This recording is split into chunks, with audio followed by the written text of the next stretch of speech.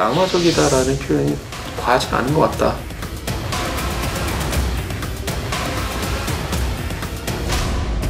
문제는 폭력은 안 살고 그냥 끝이거든요.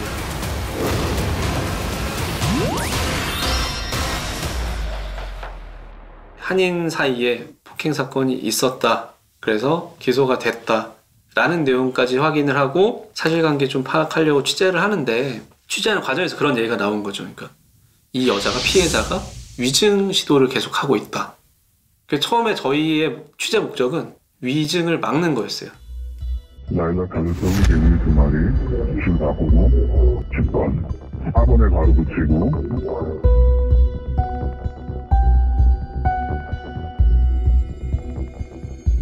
이제 대학을 미국 테네시 내슈빌이라는 지역에 있는 대학을 나왔어요. 거기서 이제 음향 쪽 전공을 하고 계속 내슈빌에서 일을 했던 사람인 거고요.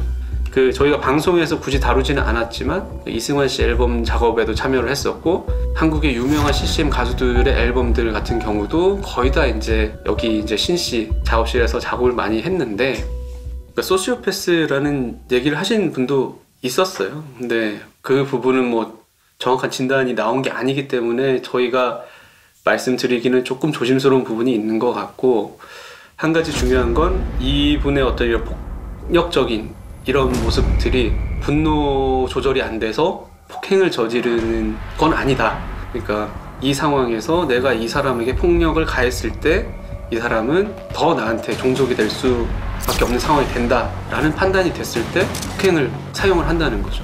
그러니까 그게 더 무섭다고 전문가도 표현을 했는데 폭력마저도 계산을 하고 행한다라는 점에서 다른 폭행건들과는 많이 다르다라고 얘기를 하시더라고요.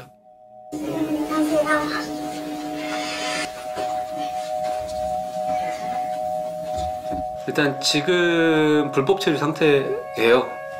그래서 이분이 처음에 이 재판 관련해서도 되게 많이 두려워하셨던 부분 중에 하나가 혹시나 내가 증언을 하러 법원에 갔을 때 이민국 직원들이 나와서 나를 체포해 가면 어쩌나 하는 걱정을 되게 많이 하셨어요.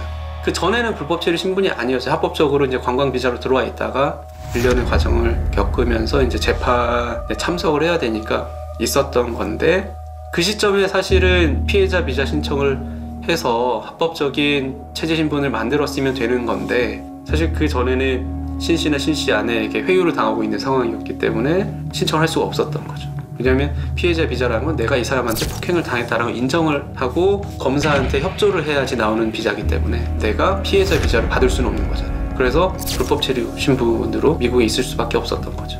일단 재판에서 이제 승소를 했기 때문에 비자 신청을 해서 나도 이제 합법적인 신분으로 미국에 체류를 하겠다, 재판이 끝날 때까지 라고 말씀을 하셔서 비자 신청은 할 계획으로 알고 있고요. 수연 씨는 신씨 측을 피해서 내슈빌이 아닌 타 지역으로 옮겨서 지금 거주를 하고 있고요.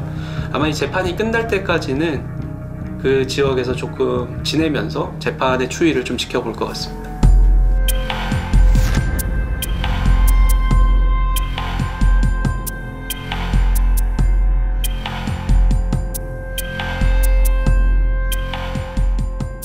저희가 가장 이해가 안 되고 궁금했던 사람이 사실 신씨의 부인이었어요.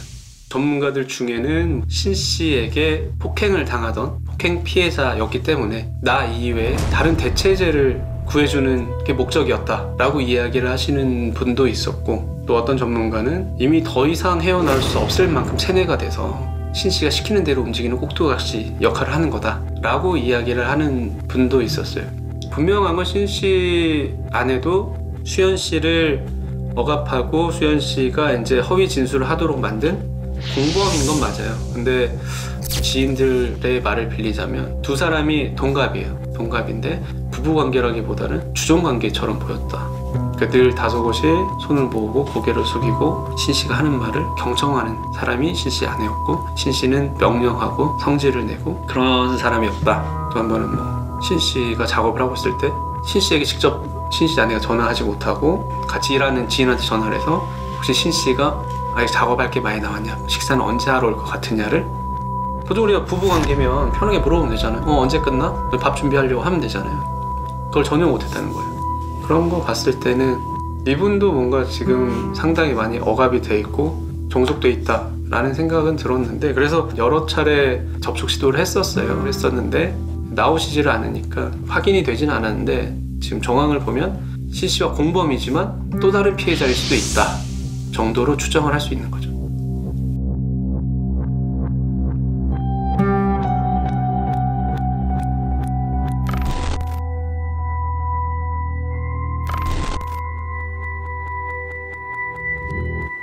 무작정 도망을 쳤어요. 도망을 치고 이 사람으로부터 오는 연락도 다 끊고 핸드폰도 바꾸고 메일 같은 거 와도 다 무시하고, 그렇게 해서 정리가 된 거예요.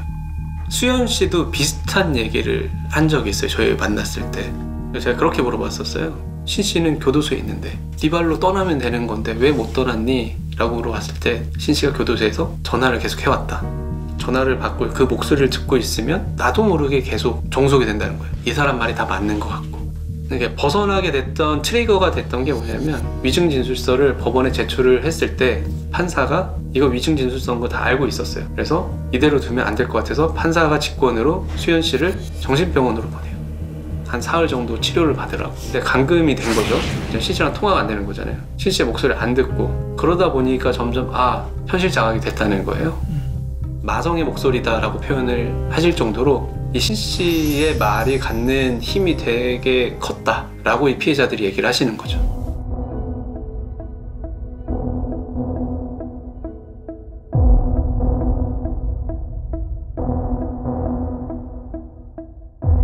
저희도 이제 원영 씨한테 여쭤봤어요. 그럼 이 사건 같은 경우는 처벌을 단독으로 할 수 없는 거냐라고 했을 때, 공소시효가 도과가 돼서 본인 사건은, 그리고 그때 당시에 신고를 하지 않았고 성폭행이나 폭행에 대한 어떤 기록들을 만들어 놓지 않았기 때문에 처벌이 힘들다라고 말씀을 하셨죠. 제3의 피해자 같은 경우는 그 언론사 편집장한테 직접 DM을 보내서 얘기를 했는데, 이분은 찾지를 못했대요. 본인이 누군지 밝히는 걸 극도로 무서워했고, 근데 나도 피해자는 맞는데 또 다른 피해자 추가로 있을 거니까 뭐 알아봐라 정도만 얘기를 하고 더 이상의 연락을 끊은 거예요. 또 다른 피해자에 대한 접근도 힘든 상황인 거죠. 그러니까 지금으로서는 이 수연 씨의 이제 폭행 피해 사실 이 부분에 대한 죄값밖에는 물을 수가 없는 거죠, 현실적으로. 그러니까 맨 처음에 이제 이 두 사람이 알게 된 건, 신 씨가 이제 수연 씨한테 그 SNS로 이제 메시지를 보내요. 나는 이러이러한 일을 하는 사람인데 미국에서 혹시나 내슈빌 쪽으로 여행을 오게 되면 나한테 연락을 해라. 그리고 실제로 이제 수연 씨도 미국으로 여행을 갈 일이 생긴 거예요. 그러면서 이제 메시지를 보낸 거죠. 나 미국에 왔다 했더니 신 씨가 이제 찾아와서 가까워지게 된 관계였던 거고요. 이제 수연 씨가 한국으로 돌아오고 나서도 신 씨가 이제 한국에 들어와서 같이 여행도 다니고 하면서 연인 관계로 발전을 했던 거고, 이제 수연 씨도 이제 공부를 더 하고 싶어서 미국 유학을 계획을 하고 있던 상황이었고, 신 씨가 내가 있는 곳으로 와라, 비자 문제 같은 것도 다 해결해 주겠다라고 해서 이제 그쪽으로 갔던 거죠.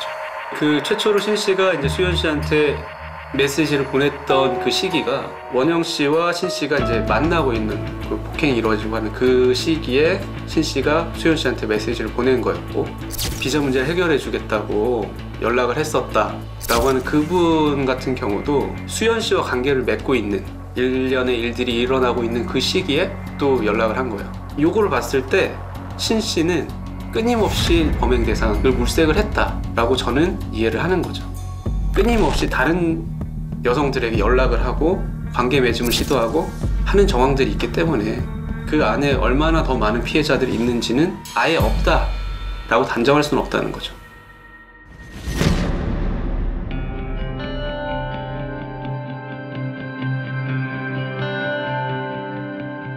총 3건의 사건이 있었고, 지금 재판으로 이제 유죄다라고 확정이 된 건 그 가운데 12월 사건, 2018년 12월 사건 한 건에 대해서 지금 유죄가 결정이 된 거고요. 총 9개 항목으로 기소가 됐는데 그 중에 3항목이 빠지고 6개 항목이 유죄가 된 거죠.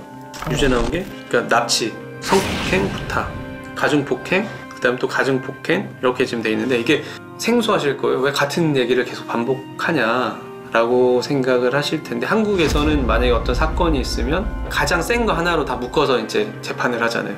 미국 같은 경우는 같은 폭행이라도 그 폭행의 행위가 다르면 다 따로따로 재판을 해요. 각 항목별로 최소 몇 년, 최대 몇 년이 있는데 이거를 다 계산을 하면 최소 32.5년이 나오고요. 6가지 항목에 대해서 최대 135.5년이 나오는 거죠. 11월 사건과 4월 사건이 병합이 됐을 때는 이제 기소 항목이 또 늘 거 아니에요. 그러면 요 형량이 더 많이 늘 수 있다는 거죠. 방송에 실제로 나가지 못했던 뭐 사진들이나 음성 기록이나 뭐 이런 것들을 저는 다 봤잖아요. 한 사람이 한 사람에게 이렇게까지 할 수 있을까? 라는 생각을 되게 많이 하게 만들었거든요. 망마속이다라는 표현이 과하지가 않은 것 같다. 이런 부분에 있어서는 되게 바람직하다라고 생각을 해요. 근데 한 가지 걱정은 사실 미국에서는 이런 형사법보다 상위법이 이민법이거든요. 그러니까 미국이란 나라가 이 사람들의 마인드가 다 미국에서 살던 사람이 자기 나라로 추방되는 것만큼 가혹한 벌은 없다라고 생각. 기본적으로 그런 마인드가 깔려 있는 거예요. 이 실씨 같은 경우는 미국의 영주권자나 시민권자가 아니에요. 투자 이민을 간 외국인인 거거든요. 그렇게 따졌을 때 이민국에서 원래 쟤네 나라로 추방을 하겠다라고 판단을 하면 최소 32.5년을 교도소에서 보내는 게 아니라 바로 한국으로 들어오는 거예요. 그럼 한국에서는 그 형량이? 그럼 이 형량은 안 살고 그냥 추방되면 끝이거든요. 그렇게 됐을 때 이 사람은 제대로 된 죗값을 치를 수 있느냐, 한국에 와서 또 다른 추가 폐해가 생기지 않는다는 보장이 있느냐 라는 게 조금 걱정인 거죠. 그러니까 그 부분이 아직 남아있어요. 숙제예요.